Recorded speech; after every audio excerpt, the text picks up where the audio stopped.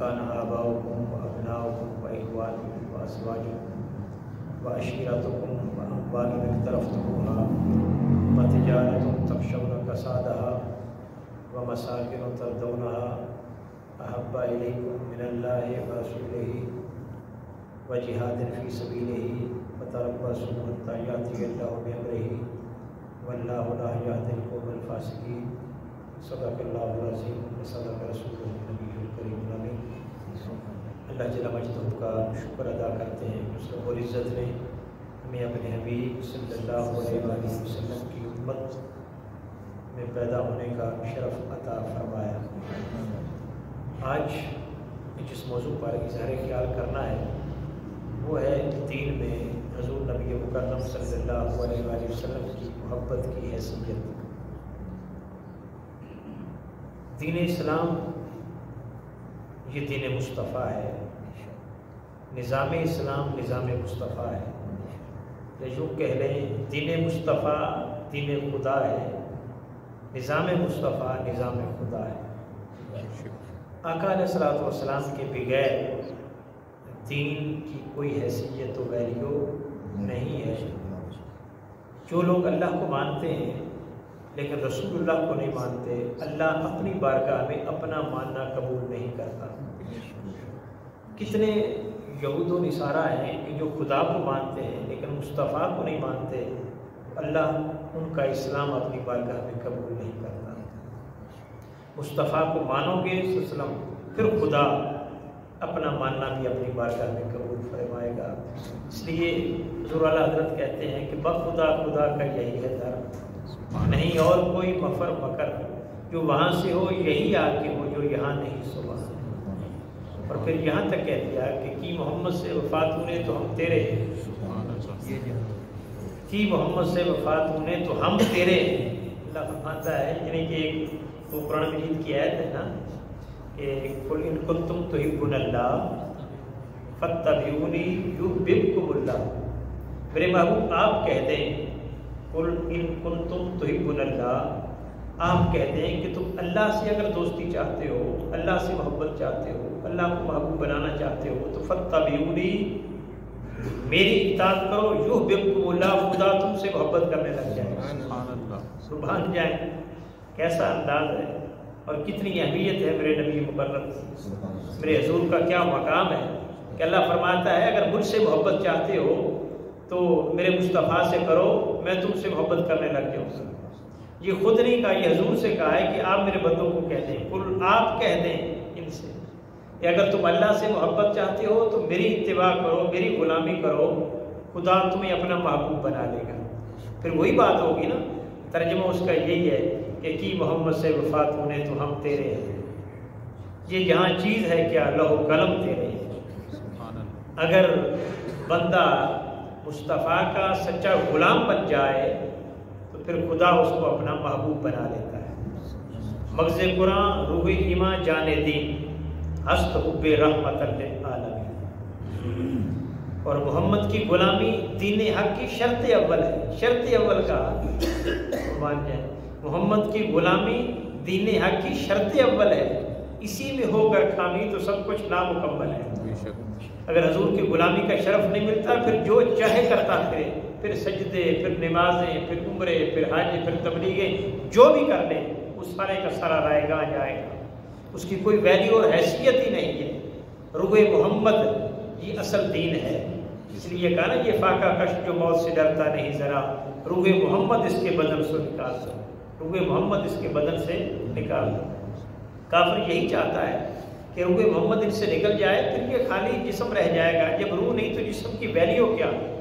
جب جسم سے روح نکل جاتی ہے تو کوئی شخص بھی اس کو اپنے گھر رکھنے کے لیے تیار نہیں ہوتا۔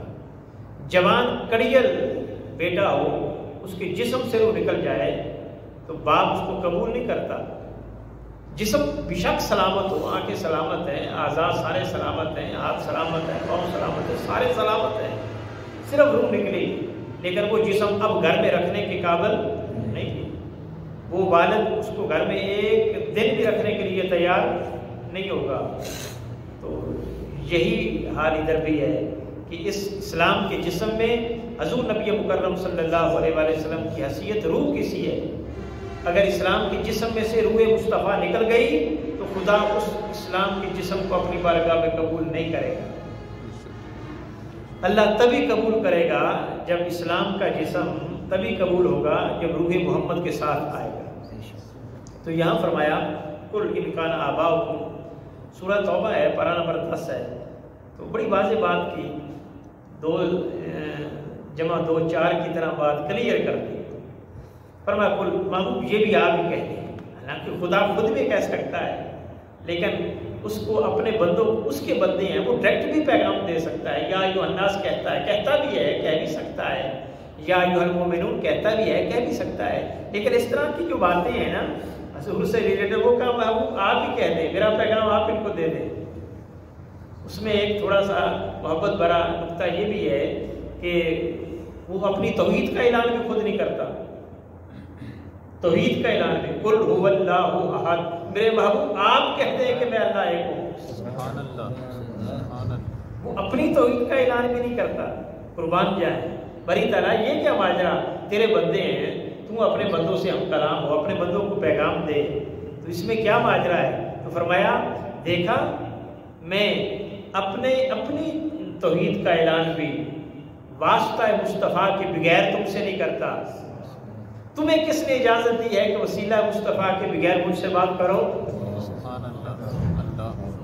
جب میں تم سے بات نہیں کرتا حضور کے وسیلے کے بغیر، تو تمہیں کس نے اجازت دی ہے کہ وسیلہ مصطفیٰ کے بغیر مجھ سے بات کرو؟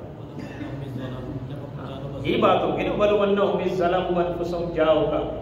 اگر اپنی جانوں پر ظلم کر لو میرے محبوب، تو اگر یہ اپنی جانوں پر ظلم کر دیں تو جاؤ تیرے پاس آ جائے.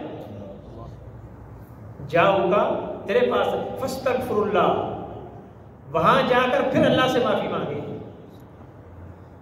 باری تعالیٰ اگر یہاں بھی معافی تمہیں سے مانگنی تھی تو وہی مانگ لیتے. تو ہر جگہ سنتا ہے نا، نحن اقرب الیہ من حبل الورید، میں تو بندے کی شارک سے بھی زیادہ قریب ہوں. جب بھی مجھے پکارنے والا پکارتا ہے تو پکار سنتا ہوں، پھر یہاں کیوں بھیجا؟ اور میں معافی کی بات کی. اب میرے محبوب کی بارگاہ میں تم نے آنا ہے اور یہاں آ کر معافی مجھ سے مانگنی ہے، تو پھر بندہ کہتا ہے باری تعالیٰ اب مانگ لیا، اب معاف کر دے. اللہ پھر بھی معاف نہیں کر رہا، پھر آگے شرط لگا لی وَاسْتَغْفَرَ لَهُمُ الرَّسُولُ، میرا رسول اگر تمہاری سفارش کرے گا، مجھ سے معافی مانگی ہے تو میں معاف نہیں کروں گا. مولا کب تک؟ جب تک میرا مصطفیٰ تمہاری سفارش نہ کرے. وَاسْتَغْفَرَ لَهُمُ الرَّسُولُ، اگر میرے محبوب کے لب تیری سفارش میں ہل گئے، لَوَجَدُوا اللَّهَ تَوَّابًا رَحِيمًا، مجھے اپنی عزت و ربوبیت کی قسم میں توبہ بھی قبول کر دوں گا، رحم بھی کر لوں گا. سبحان اللہ. قربان جائے حیثیت و ملکیت دیکھیں آقا علیہ الصلوۃ والسلام کا مقام کیا ہے. پھر اس لیے کہا نا مجرم ہو تم اشکوں سے دھوتے ہوئے آؤ، آؤ آؤ در تواب پہ روتے ہوئے آؤ. اور مذکور ہے قرآن میں بخشش کا طریقہ کہ میرے مصطفیٰ کی دہلیز سے ہوتے ہوئے آؤ، پھر معافی کرے. تو یہاں فرمایا کل ان کان آباؤکم، میرے محبوب آپ کہہ دیں اگر تمہارے باپ دادا و ابناؤکم، تمہارے بیٹے بیٹیاں، و اخوانکم، تمہارے بھائی بہنیں، و ازواجکم، تمہاری بیویاں، و عشیرتکم، اور تمہارے برادری کے لوگ یعنی رشتہ دار، و اموال اقترفتموها، اور تمہارے وہ مال جو تم نے محنت سے کمائے ہیں، و تجارت تخشون کسادها، اور تمہارا کاروبار تجارت جس کے نقصان کا تمہیں اندیشہ لگا رہتا ہے، وَمَسَاكِنُ تَرْضَوْنَهَا، اور وہ مکانات جنہیں دیکھ کر تم خوش ہوتے رہتے ہو، أَحَبَّ إِلَيْكُم مِّنَ اللَّهِ وَرَسُولِهِ، اگر یہ ساری چیزیں، حالانکہ دیکھیں یہ ساری جائز چیزیں ہیں، ان سے محبت جائز ہے، لیکن فرمایا اگر ان ساری جائز چیزوں کی محبت اللہ اور اس کے رسول و جہاد فی سبیلہ، اور اللہ کے لیے جہاد کرنے کی محبت سے زیادہ ہو گئی، غالب آ گئی، اللہ کی محبت سے یہ محبتیں غالب آ گئی، رسول کی محبت سے یہ محبتیں غالب آ گئی، ان چیزوں کی محبت، اور اللہ کے راستے میں جہاد کرنے میں یہ رکاوٹ بن گئی، ان کی محبت نے جہاد کرنے سے روک دیا، فتربصوا حتی یاتی اللہ بامرہ، پھر انتظار کرو پھر اللہ کا عذاب تم پر آ کر رہے گا۔